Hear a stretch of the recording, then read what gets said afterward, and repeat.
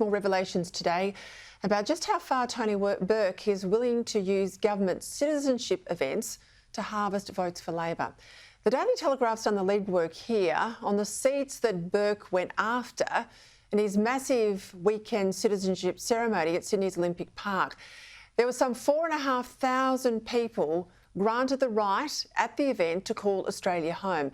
Of those in attendance, almost 1,000 of them are recorded as living in the Parramatta local government area.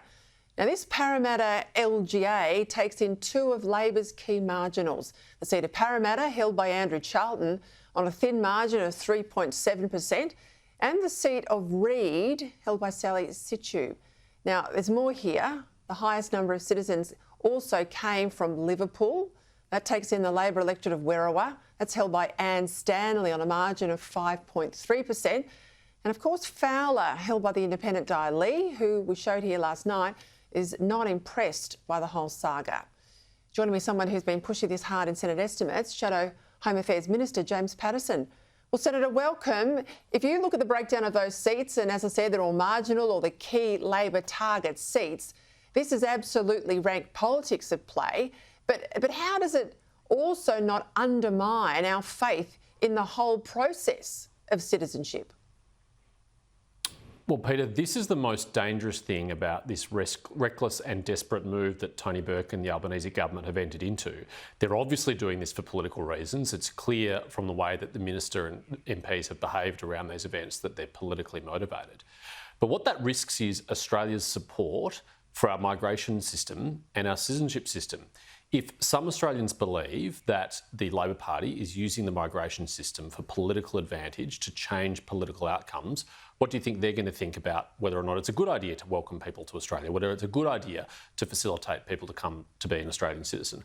I think migration has been hugely beneficial to our country. I think we're stronger for it. But if it's politicised like this, then don't expect Australians to stand by it much longer.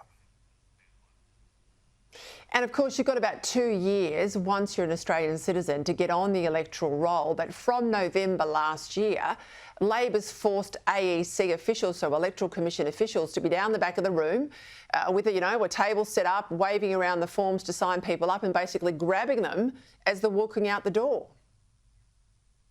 Exactly, Peter, and they even put a huge QR code on a 15-foot slide in front of hundreds of people to encourage them to sign up then and there to be on the electoral roll. It's very clear what Labor's motivation was.